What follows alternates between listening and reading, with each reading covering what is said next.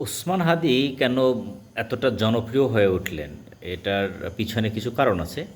তো আমি আমার জায়গা থেকে এই কারণগুলো ব্যাখ্যা করার চেষ্টা করব। তার আগে আমার আপনাদের কাছে অনুরোধ, যারা আমার এই ভিডিওটি দেখছেন দয়া করে আমার চ্যানেলটাকে একটু সাবস্ক্রাইব করবেন এবং লাইক বা শেয়ার বা কমেন্ট করবেন।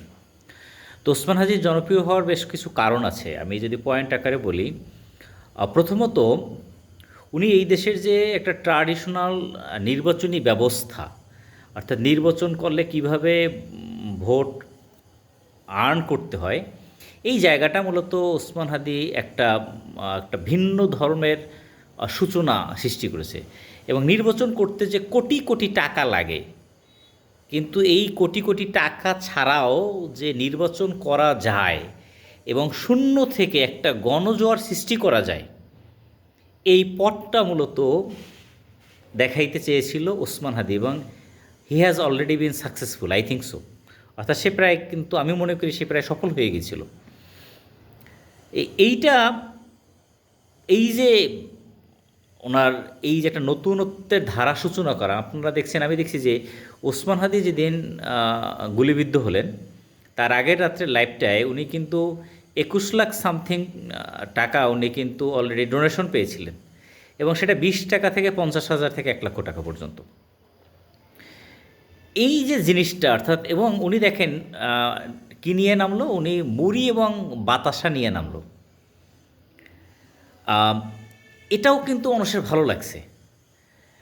এবং এই মুড়ি বাতাসা এটা বাংলাদেশের একটা ঐতিহ্যবাহী খাবার, এবং এটা কিন্তু কোনো একটা সময় ছিল যে নির্বাচনী ক্যাম্পে, এখন তো একটু টাকা বা ব্ল্যাক মানি দেওয়ার একটা প্রবণতা বিগত কিছু বছর ধরে শুরু হয়েছে, কিন্তু একটা সময় কিন্তু এই মুড়ি বাতাসার একটা প্রচলন ছিল নির্বাচনী ব্যবস্থায় গ্রাম বাংলায়।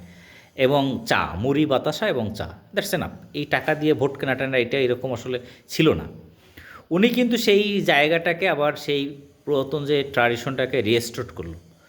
এবং একটা কথা কিন্তু ওনার ওনার কিছু কথা, যেই কথাগুলো বা কিছু উক্তি যেটা মানুষের কাছে আসলে হৃদয়ে ছুঁয়ে গিয়েছে।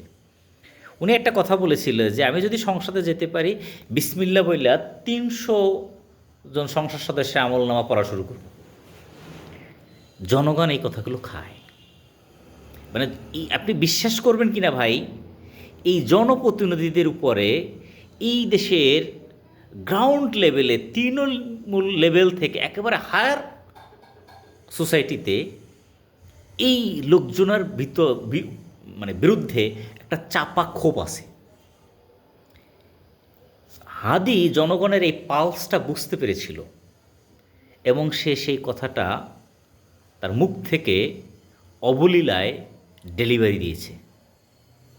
এই যে নতুনত্বের যে একটা ধারা, এবং মানুষের পালস বুঝে মানুষের হৃদয়ের কথাগুলো যখন সে বলতেছিল, এবং তার মুখের কথাগুলো যখন মানুষের হৃদয়ের কথার সাথে মিশে গেল, এটা হাদির জন্য একটা নতুন ক্ষেত্র তৈরি করেছিল। এবং এই যে একটা ভ্যাকুয়াম, একটা শূন্যতা সৃষ্টি হয়েছিল, এবং হাদির মধ্য দিয়ে এই শূন্যতার ভিতরটা পূর্ণতায় পরিপূর্ণ হওয়ার একটা সূচনা তৈরি হয়েছিল। এবং আপনি দেখবেন, আমি বলে রাখি, আসন্ন জাতীয় নির্বাচনে আমরা যদি আরও কয়েকশো বা শত শত প্রার্থীর মধ্যে যদি এই প্রবণতাটা আপনি খুঁজে পান, যেইখানে জনগণ প্রার্থীকে উল্টাপাইলে তার কাছ থেকে, তার পকেট থেকে টাকা দিচ্ছে, এবং নির্বাচন করতে এই প্রার্থীদের কোনো টাকা তো খরচ হচ্ছে না, বরং আরও 2-4 টাকা থেকে যায়, তাহলে আপনি আমি অবাক হওয়ার কিছু নাই। এবং এই যে সূচনা, এই সূচনার ক্রেডিট অবশ্যই আপনাকে হাদিকে দিতে হবে।